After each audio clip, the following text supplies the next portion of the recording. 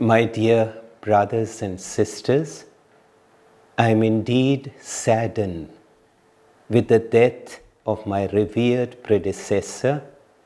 Most Reverend Raul Nicolau Gonsalves, who was called by the Lord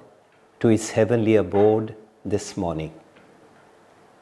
Archbishop Raul had been a zealous and a courageous pastor to the church in Goa and Daman for long years, and he had also made a very significant contribution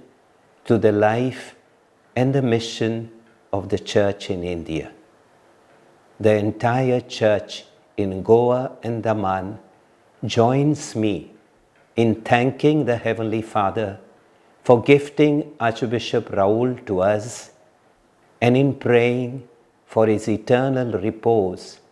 in the arms of our risen Lord,